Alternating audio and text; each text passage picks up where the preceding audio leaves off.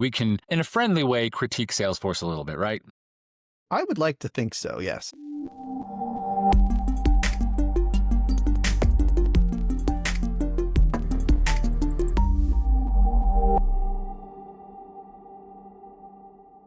Hello, and welcome to the Unofficial SFCC Community Podcast. I'm your host, Steve Holsinger, and Kyle Montgomery is here with me. Hey, Kyle, you visited Dreamforce last week. Hey, Steve. Yeah, I went to San Francisco. I did not. I stayed at home. You missed out. It was actually a good Dreamforce for the Commerce crew. That's amazing. Yeah, so given that I did not experience anything other than like the posts from afar, I figure we'll focus this episode on what happened and your experience there, and hopefully others who stayed at home will get something useful out of this as well. Well, since this is the unofficial SFCC, we can, in a friendly way, critique Salesforce a little bit, right? I would like to think so, yes. Did you hear the news that we are no longer called Commerce Cloud, our product? I did hear that for perhaps the second year in a row, Salesforce attempted to rename the product akin to a certain AI technology. Right. So when ChatGPT first emerged in 2023 and became, as big as it was, Salesforce briefly renamed all of its products from Cloud to GPT. So Sales Cloud became Sales GPT, Service Cloud became Service GPT, and Commerce Cloud became Commerce GPT. This was just a marketing thing. The product documentation, the underlying tech, nothing changed there. But it was interesting, and it was short-lived. Everything reverted back to Commerce Cloud and Sales Cloud and Service Cloud pretty soon, and that was kind of forgotten about. But right before Dreamforce, they kind of did it again. And now everything is prefixed or prefaced with Agentforce. So now it's Agentforce Sales, Agentforce Service, and what was once called Commerce Cloud is now called Agentforce Commerce, which is just confusing. It's a marketing thing. I don't like it. And I don't, even though it's only the second time, I've already become ambivalent to it. Like, oh, here we go again, whatever. I'm going to move on with my day. But it is worth noting that this happened. And if you catch Salesforce Plus and any of the Dreamforce sessions on there, you might get kind of confused at how the term Agentforce Commerce can interchangeably be a feature of Commerce Cloud, but also all of Commerce Cloud, depending on the context. And that kind of happens with some of the talk tracks. So it's fun. We all get to put on our marketing hats and try to think like a marketer while being a developer. Isn't that great? I think notably, like in my mind, it first goes to some of the potential impacts of this change. Most notably, I think, is the inability of AI itself to distinguish between the sub-product components that are referred to as Agentforce Commerce and the overarching product category itself. But in addition, of course, humans are going to struggle with that, as you've already pointed out. But I think that the perpetual issue that we will face as these renames continue is that it'll be harder and harder to maintain a through line of documentation consistency for people looking up how to achieve a certain outcome or fix a certain issue. Absolutely. Good luck to us all. I don't even know how to begin to solve that problem. For now, I think of it as it's still really Commerce Cloud, and maybe, fingers crossed, it will return to even be officially called Commerce Cloud again. And so why bother updating the documentation? Maybe this is just a marketing campaign, not an actual permanent name change. One can hope.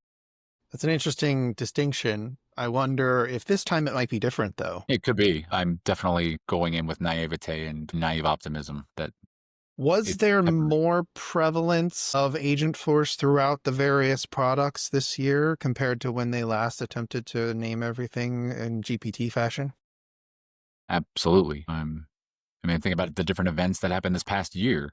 It wasn't called Salesforce World Tour. It was called Agentforce World Tour, all these events. Salesforce has gone all in on the Agentforce brand name. It wouldn't surprise me if they tried to rename themselves Agentforce in the future one day, actually, the way this is going. I don't know if they do that. Salesforce has a pretty strong brand, but I never thought Twitter would get renamed either. And, who knows? Indeed, here we are. Yeah, you might be right. Agentforce Commerce might stick quite a bit longer.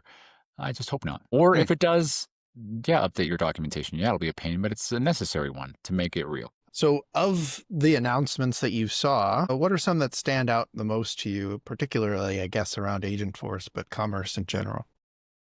Well, every year, The news about what Dreamforce is going to be about breaks before the keynote in the morning via press release, via leak. Some people always are like, oh, I've known about this for a few weeks. You get some kind of like LinkedIn kind of like, finally, everybody gets to know what I know. Anyway, including this rename. Like some people kind of alluded to like, oh, okay, now the rename is official. We can all share it. But one thing that jumped out to me, and I kind of alluded to this a few minutes ago, is that commerce had part of it. In years past, there was no press release about something commerce related leading to Dreamforce, but this year there was.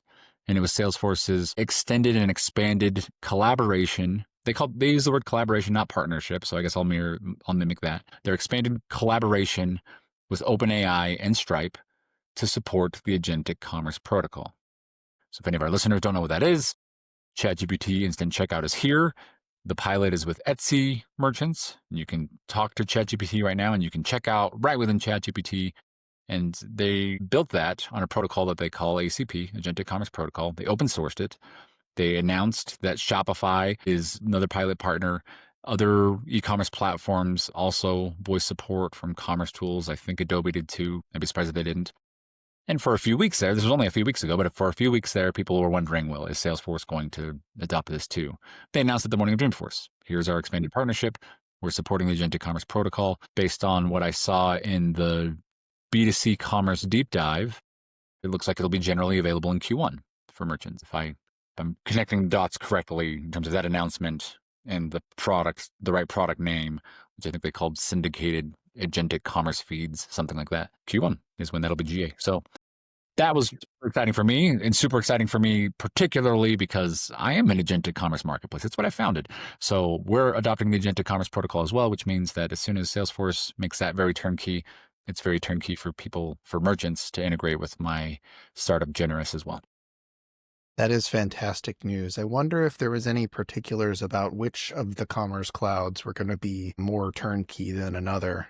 Was there any details about that? B2C commerce for sure. That is where that product syndicated fee is coming from, was the B2C commerce product deep dive. Ostensibly, OMS might get integrated too. I think they want to support customers who are on both Salesforce Order Management and B2C Commerce. There are several. And the nature of ACP is such that there are integrations to send orders or to get inventory. Things where if you have order management, it's the better system of record for that type of integration.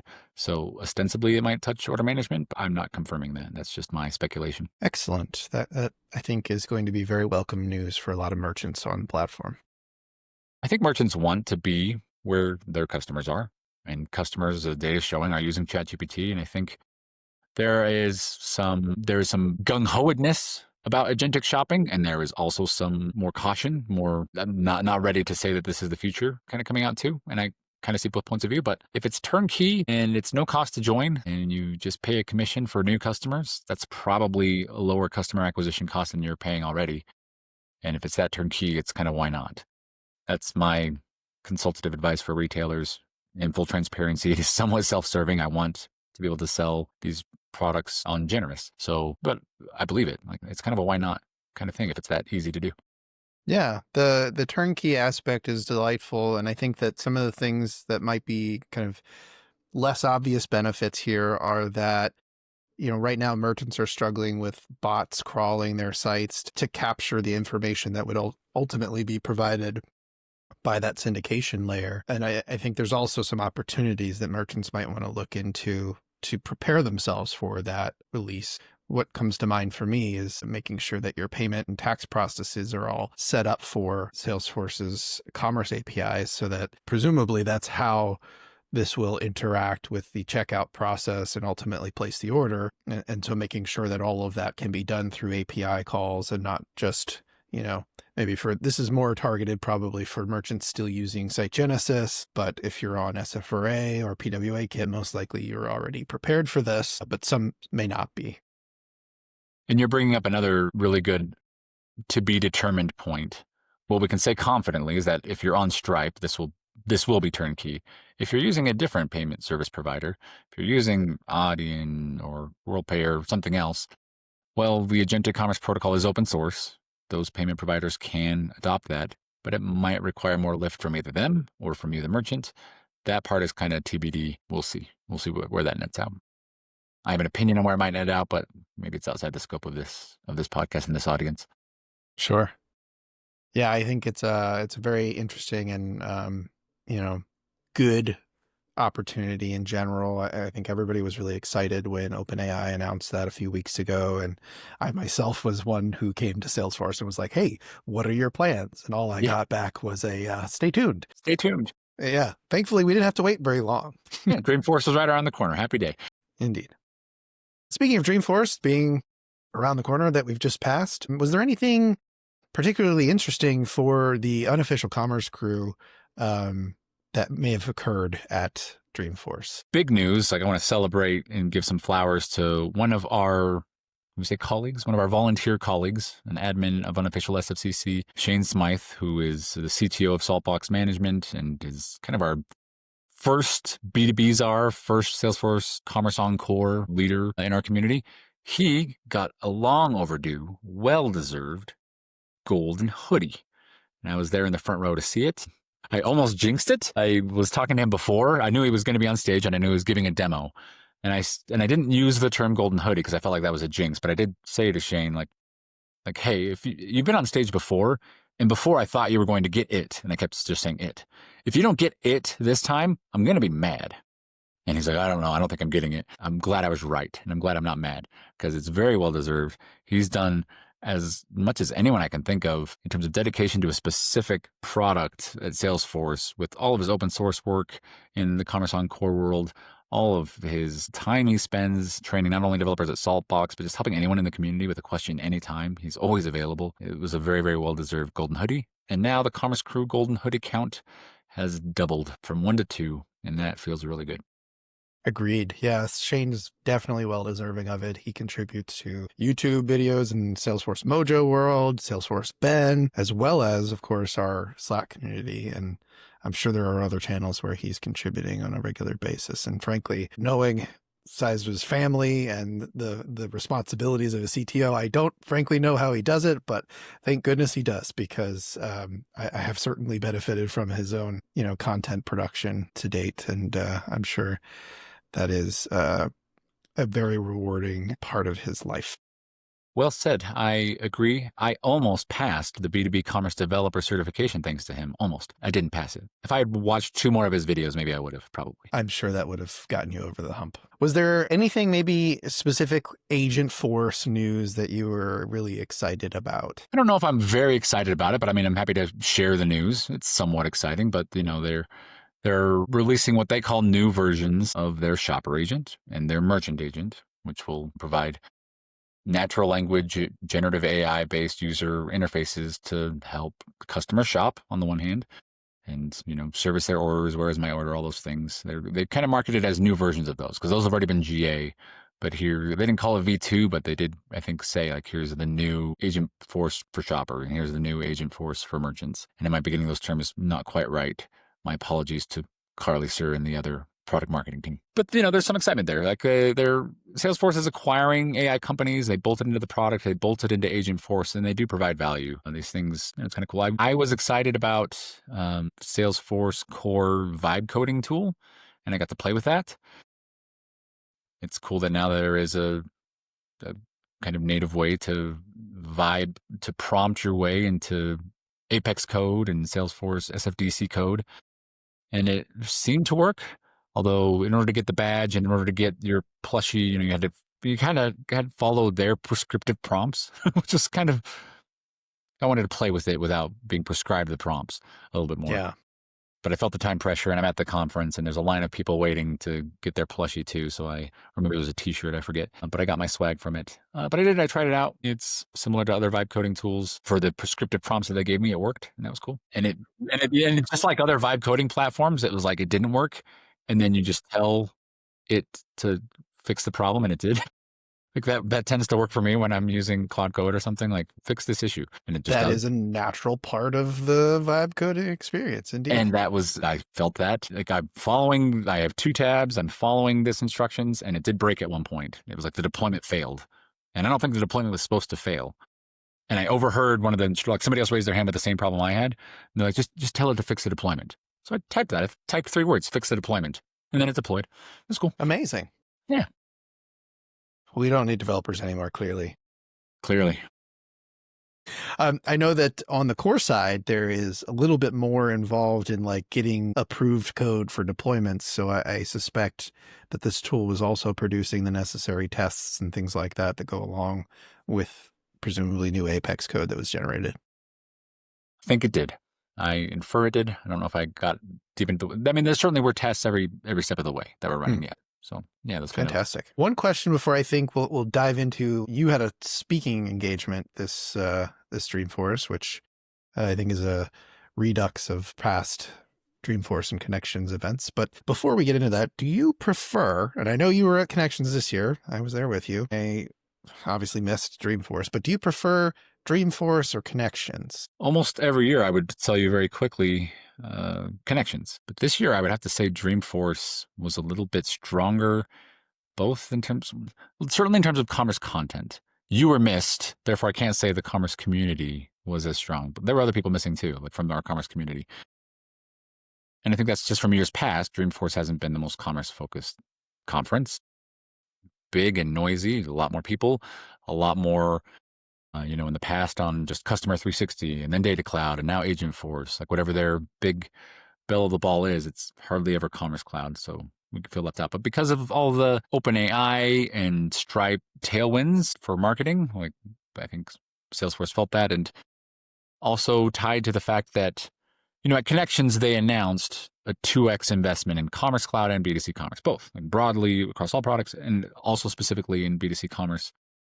And at the time, the vibe I got was like, we're just announcing this now. Stay tuned. You're going to see some of the fruits of this soon.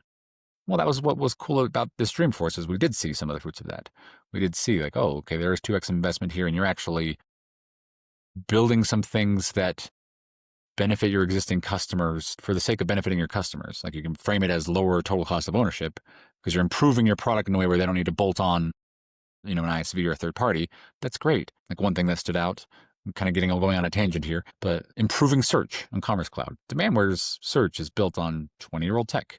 It hasn't really been massively innovated against. Well, one announcement is that there seems to be a substantial innovation in terms of the actual search engine built within Commerce Cloud, which is exciting and overdue. So that's like one example. Just seeing that much content and the fruit of that investment was exciting about this Dreamforce.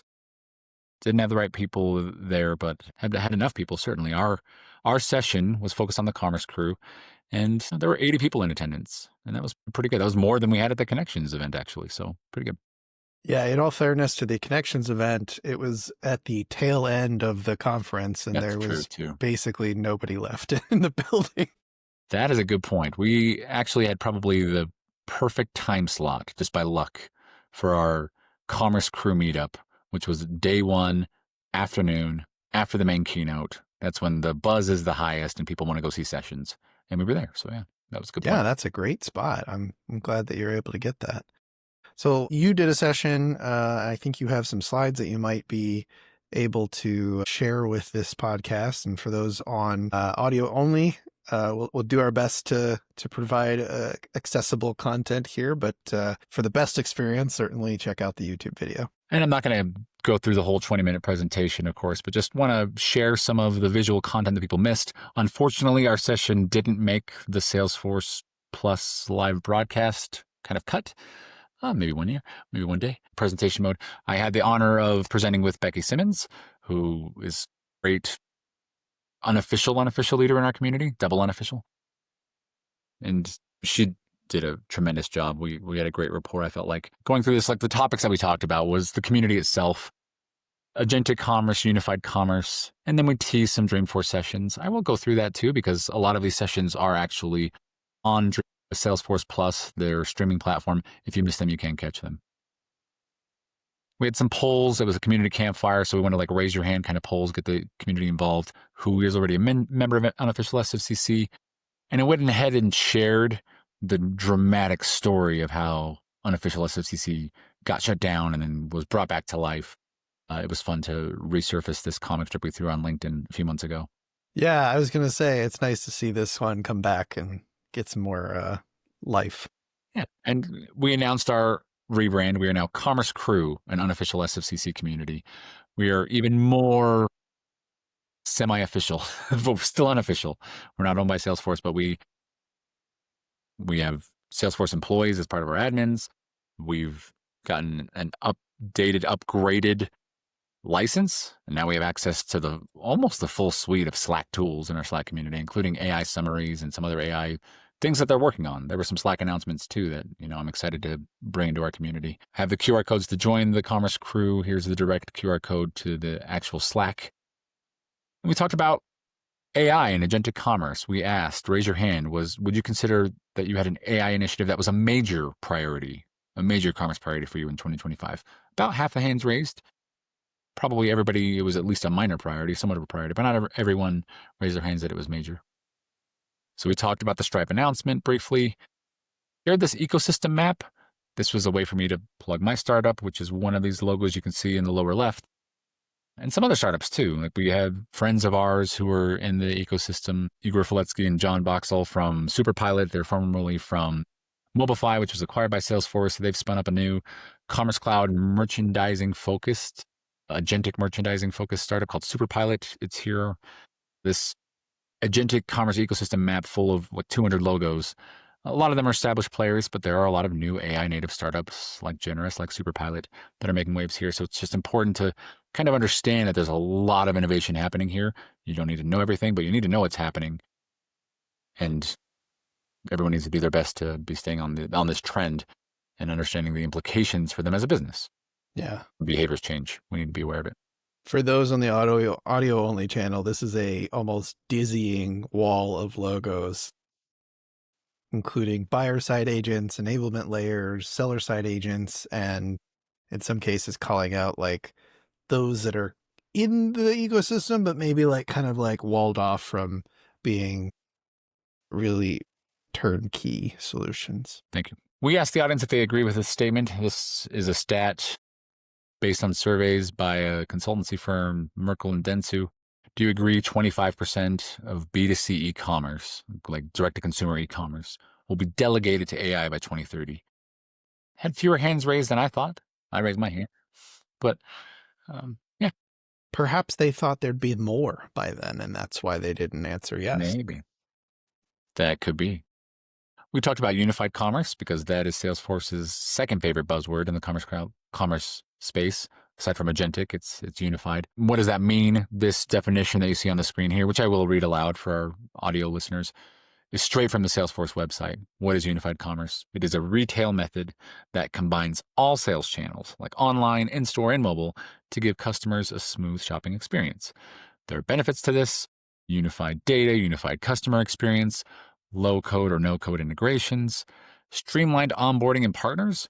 If you have your own developers or if you're working with a Salesforce partner, it's likely that if you're on Salesforce B2C and Salesforce Order Management and Salesforce Retail Cloud, Modern Point of Sale, there are efficiencies gained by being all Salesforce, but there are costs associated with it as well. Naturally, I'm at a Salesforce conference, so I didn't use the term vendor lock, but it was kind of implied. The challenges and opportunities with this is creating a composable ecosystem that fits you perfectly. If you buy everything off the shelf, you do have to tailor it to your brand, and that can be a little difficult when you're buying totally off the shelf across the board from one vendor. And just continuous innovation, making sure that you're innovating for your brand and finding the right places to customize these platforms. That whole monolithic versus composed architecture debate. Those are the cost and benefits. Talked a little bit about that. Do you have any comments on this one, Steve? How did I do avoiding the term vendor lock and trying to delicately frame the costs of going all in on Salesforce at a Salesforce conference? Yeah, I think you did well. And one thing that comes to mind for me around that like composability and vendor lock concept is that I hear customers say a lot, we've customized ourselves into a corner in a lot of cases. And so there's that delicate balance of leveraging the out-of-the-box functionality as much as possible and customizing as little as possible where you can. Of course, you don't always win that battle. Something for all leaders need to be considering. It is a good goal to strive for, so you're maximizing the ROI on what can be some expensive licenses, not just Salesforce, but from anyone. If you're paying for it and you've customized it to the point where you're not reaping the benefits of a lot of their R&D of the last year, that sucks. You're missing out because you've customized something on the front end and you can't experience a new performance improvement or even a new feature. without substantial work on your side as well. Opportunity cost cuts both ways.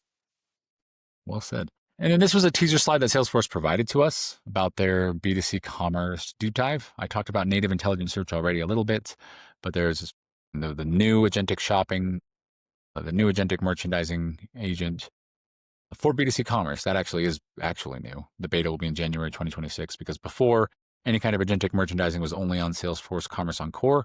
Now there is some native agentic B2C commerce business manager tooling, which is exciting. More innovation in terms of connected commerce and marketing, being able to do some things in like the Marketing Cloud Journey Builder that integrates with Commerce Cloud more natively. Kind of cool.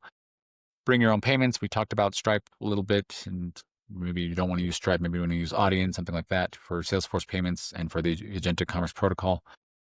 And then the last big bucket here was this native API first content management. I will say that this slide changed. I watched the B2C deep dive, and in the final version of this slide, it didn't have the word launch and manage stunning composable storefronts, no coding required. That sentence was gone, which I was grateful for, because that sentence confused me. I think this is miswritten here, and it is not related to the composable storefront at all. It's just content management in the general sense. Anyway. Okay. So this is maybe a rebirth of the Salesforce content management offering. Something of that to that effect. Now, the deep dive in terms of this slide that people are seeing here, these 6 buckets in terms of B2C commerce innovation announced at Dreamforce, this is on Salesforce Plus. You can go check it out. I checked it out yesterday to prepare for this podcast, to just refresh some of what I heard while I was there at Dreamforce. And that's about it, I think. Yeah, then we just teased some more Canvas commerce sessions that were happening at Dreamforce, including the Commerce Keynote, also on Salesforce Plus, some other things. We asked people what they were most excited about. A lot of people raised their hand for the concert, of course, the Dreamfest concert featuring Metallica. I did not attend that. I had a different personal commitment to go to. A dear friend of mine borrowed my conference pass and go into the concert. Don't tell anyone. Everybody listening to this podcast, don't tell me. You just told everyone. Just That's the a whole common. world. That's a common thing, I think, that attendees. I didn't do. sell it. I think there is probably a black market for those things. Like, probably there is. Borrow a pass for $30 to go see Metallica and Benson Boone. I did not sell it. I just lent it to a friend. That's all. I was just trying to look up who the other artist was, because I remember it was Metallica and someone, and you said Benson Boone, which is an interesting pairing, I would say. Kind of similar to last year, I think. Well, no, last year was kind of too pop, wasn't it? Imagine Dragons and Pink, I think. Kind of both of the pop rockish angle-ish. Yeah, this was a different pairing for sure. Yeah. And then apparently Lenny Kravitz, Alicia Keys, and Metallica again last year. I don't know if it was during the main concert, or if those were little things, kind of like the Dave Matthews appearance that happened one Dreamforce. I'm a 3-year Dreamforce veteran, which isn't very long compared to a lot of others. I'm like a 10-year connection/exchange veteran, but 3 years at Dreamforce. And year 1 was Foo Fighters, and that was the pinnacle for me. That was a very good show. And Foo Fighters have long been my all-time favorite band since high school. Like, since the first time I heard the drum intro to My Hero, I was like, oh, I like this band. And then it turns out I love this band and never stopped loving them. So that was pretty cool that my first Dreamforce was my all-time favorite band. It was cool. I was jealous of the Trailblazer they let on stage play Everlong. I was like, I could do that, but I wasn't smart enough to offer. Were you a crossover fan from Nirvana, or did it start with? No, what was funny is I was this semi-sheltered church boy growing up. I wasn't allowed to watch MTV. I'd never heard of Nirvana, honestly. And people would tell me oh, they're just that Nirvana knockoff. Like, no, they're not. I don't even know who Nirvana is. I had the weirdest, in hindsight, I know that is a weird way to get introduced to Dave Grohl and the Foo Fighters, is not knowing that he was the drummer for Nirvana. Yeah. I heard My Hero before I heard Smells Like Teen Spirit, probably. I'm not upset with that at all, honestly. I frankly prefer Foo over Nirvana, but maybe I'm a little too young to have appreciated Nirvana. So I'm curious, was there anyone in particular that made the experience more special for you this year? Anyone in particular that made the Dreamforce experience? Yeah.